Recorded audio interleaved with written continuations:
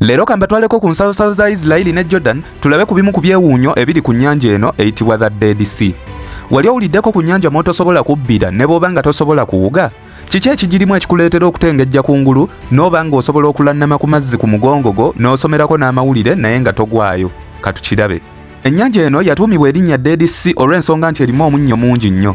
Salinity ya Oceans eri ku bitundutundu 3.1 ku buli 100. Kyokka ate yo Dead Sea neeba nga eri ku bitundutundu 34 eby'omunnyo. Kino kiba kitegeeza nti omunnyo oguli mu Dead Sea gusinga ogubeera mu Oceans emirundi 10 mu bungi. Kati olw'omunnyo guno omuyitirivu nga guli ku santi bwe gukolanga omusenyu ku lubalama lw'ennyanja, ebintu byonna ebirina obulamu bikaluubirizibwa okuwangaalira mu nnyanja eno, ng'era okutuma okuvuba ekyennyanja mu nnyanja eno eya Dead Sea oba toyawukanyeeko nnyo n'oli gwe batumya amazzi emugga naye nga wakugaleetera mu kisero mu kifo ky'ensuwa. Kati olw'okuba ennyanja eno tesapootinga nnyo bintu birina bulamu nga mwotwalidde n'ebimera, baakiraba ng'erinnya Dead Sea ligisaanira ddala, era okuva olwo ne bagituuma erinnya Dead Sea. Ba Globe Earthers abatasaayo omwoyo bagamba nti omuntu tasobola kubbira mu mazzi gano olw'ensonga nti amaanyi ga gravity force matono agaba gamusika compared kwaga agaba gasika amazzi agalimu omunnyo, nga kyekiviirako mbu omuntu okutengejja waggulu ku mazzi gravity asinga kusika mazzi ag'omunnyo omuntu n'atengejja.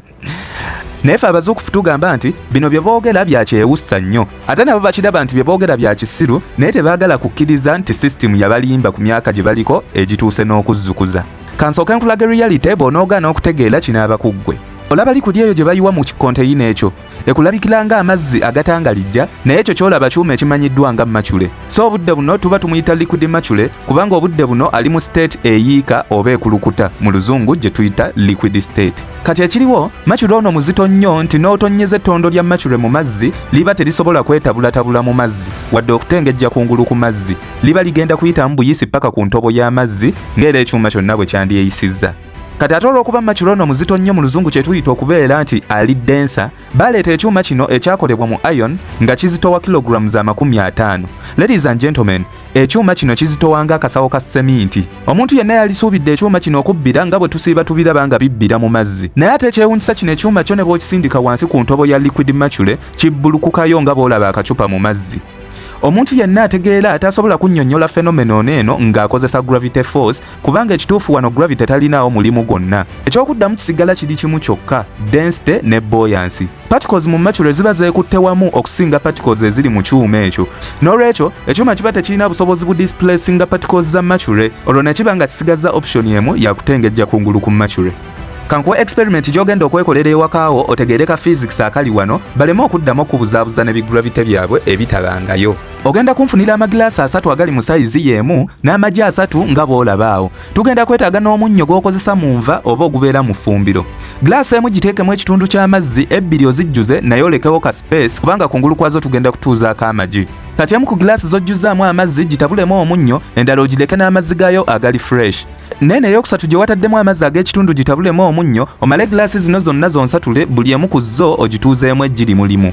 Eno ey'ekitundu bw'omala okuteekamu eggi, gaapu esigadde waggulu jjuzaawo n'amazzi agali fresh. Ojja kukiraba nti gilaasi erimu amazzi g'omunnyo, eggi bw'oliteekamu litengejja kungulu, kyokka eno erimu amazzi agali fresh, eggi ne libbira wansi. Eyokusatu gye wataddemu ekitundu kya salt water, naye ogiraba nti eggi litudde wakati awo ku munnyo. Kati wano Globe Earth asobola okugamba nti glass erimu fresh water erimu gravity mungi, nti era kyekyo lwaki eggi center ya Earth erisisa ne likkirira ku ntobo, naye ffe abavufu tugamba nti amazzi ag'omunnyo gaba densa ku mazzi agali fresh, ekintu ekireetera amazzi ago agali salty okuwewula ebintu oba okubeera buoyant okusinga ku mazzi aga bulijjo.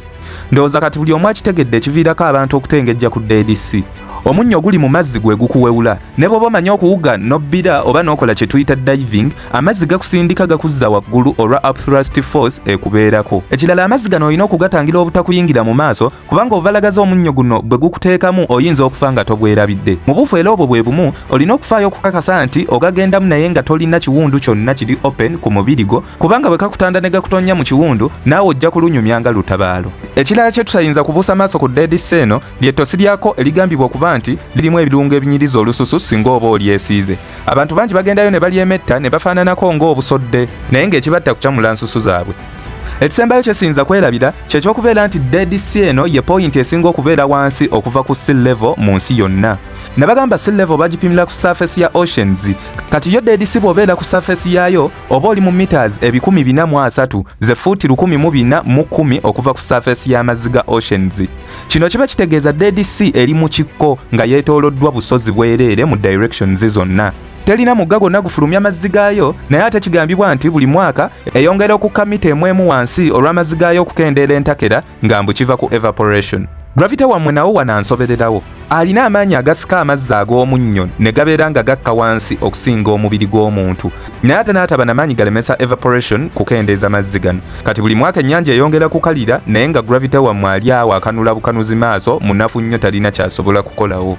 Ekisemberayo ddala wadde twagambye nti Dead Sea eri mu kiwonvu ate ku level yaayo yokka, kino nno kibanga boolaba amazzi mu bbaafu ng'era bw'ogibeerako Dead Sea olengera nsozi ku nsozi nga ze zigyetoolodde mu directions zonna. Boba Globe Earthers bagamba nti ennyanja eno nayo surface yaayo egoberera kavacha ya Earth nti lwakuba tetusobola kulaba kaavu eno n'amaaso gaffe olw'obutaba visible kimala kubanga droppinga by 49 meters zokka. Kasita baayogera kino ne mmanya nti omulimu gukyali munene nnyo ogw'okuzuukusa abantu bano. Sinakindi n'abamu ku bo tebeebase wabula baafiira dda mu tulo nga kati tugezaako kuzuukusa mirambo egyafiira mu Matrix. Don't forget to like, share and subscribe to our YouTube channel eyitibwa Wake Up Zuukuka.